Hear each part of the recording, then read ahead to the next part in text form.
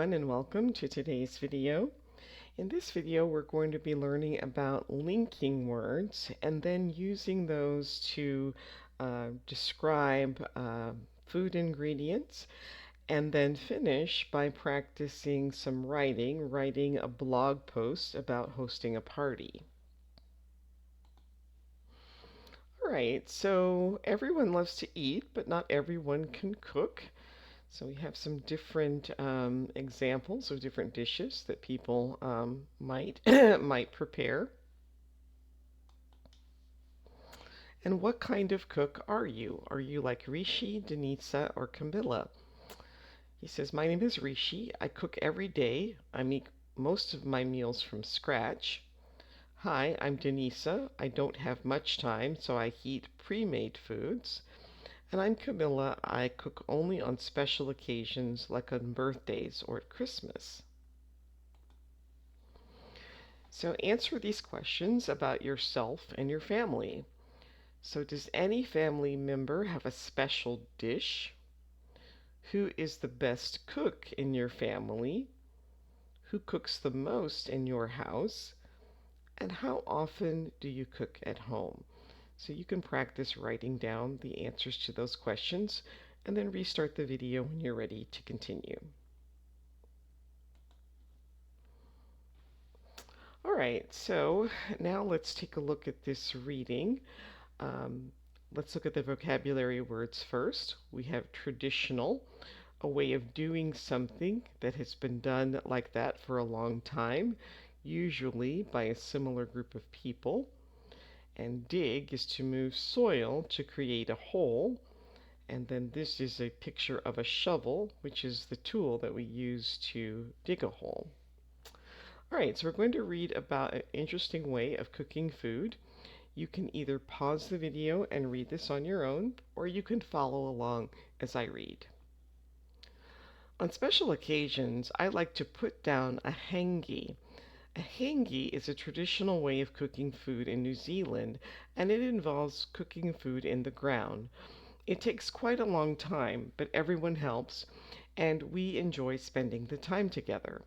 My friends usually dig the hole in the ground and prepare the fire while I get the food ready.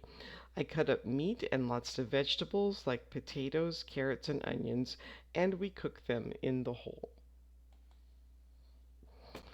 All right, and so does your country have a traditional food or a traditional way of cooking? And here are some examples. So many traditional foods from China, Vietnam, and Cambodia are prepared in a wok. So this is an example of a wok. It's a special kind of frying pan. In Scandinavian countries, salmon is cured in salt, sugar, and dill. In English, we often call this gravlax. So this would be an example of that. And pickling is another traditional way of cooking. Sauerkraut is a dish made of pickled cabbage. All right, so are you able to cook any of these dishes, and are they simple or difficult? Tacos, salad, pizza, or scrambled eggs? All right, we're going to read about two dishes and then just think about could you make these dishes? Again, you can either pause the video and read on your own, or you can follow along as I read. I'm not much of a cook, but one dish I like to make is chili. I would love to be able to say that I make the sauce from scratch, but in fact, I use cans of tomatoes, kidney beans, and a packet of chili mix from the supermarket, just like my mom. For me, it's the true definition of comfort food.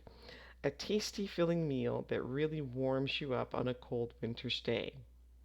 I love to cook mince pies. Mince pies are small sweet pies made of pastry and filled with dried fruit and spices, and British people often eat them at Christmas time. I remember making them with my mother when I was little. They are very easy to make, and now that I'm grown up, making mince pies at Christmas always takes me back to my childhood.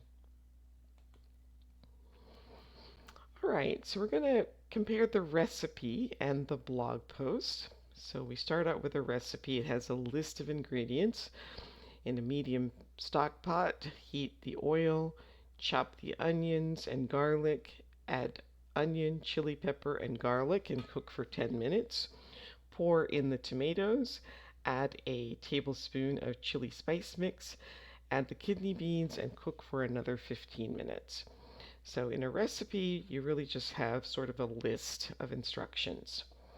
Now in the blog post, How to Cook a Chili Dish, it's there's a little more text involved. So chili is the perfect comfort food and it's easy to prepare. First, add oil to a stock pot and heat the oil. Second, chop the onions and garlic finely. Next, add the onion, garlic, and chili pepper to the pot. Cook for 10 minutes until the onions become soft.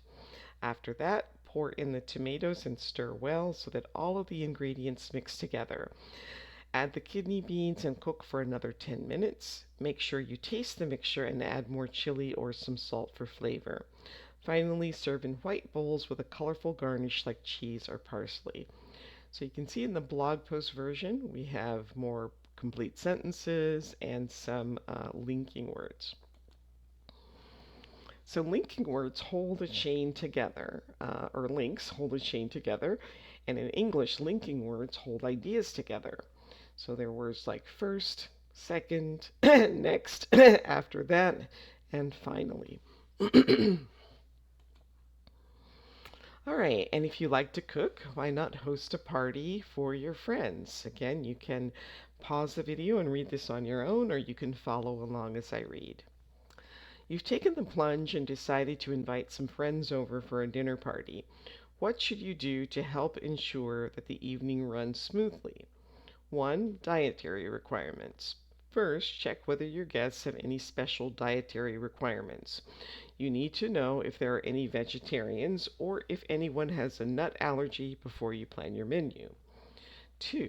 Tried and tested.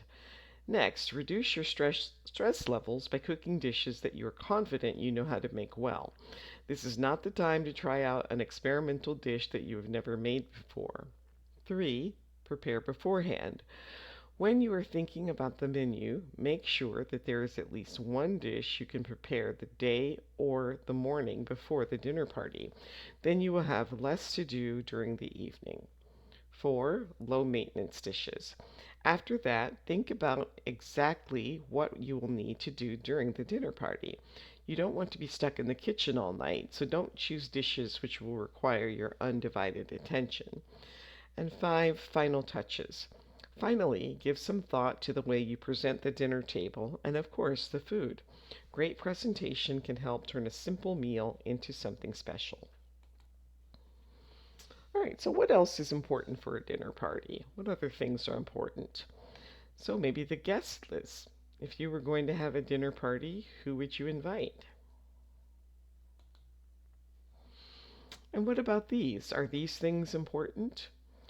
My friend John always invites James to his dinner parties. James and I don't like each other. I never serve fish at a dinner party. There's always someone who doesn't eat seafood. I usually organize dinner parties on the weekend. People are busy during the week. I want to eat good food at a dinner party. I don't want pizza or burgers. All right, so remember to use linking words. So write a blog post about how to organize a fantastic dinner party. Write about at least 5 things that you need to organize a party. And remember to use first, then, after that, next, and finally. And don't forget to use capital letters and periods. So that brings us to the end of today's lesson. Please like, subscribe, share. If you have any questions or you want me to evaluate your writing, please send that to me in the comments. And thanks for watching. We'll see you next time. Bye.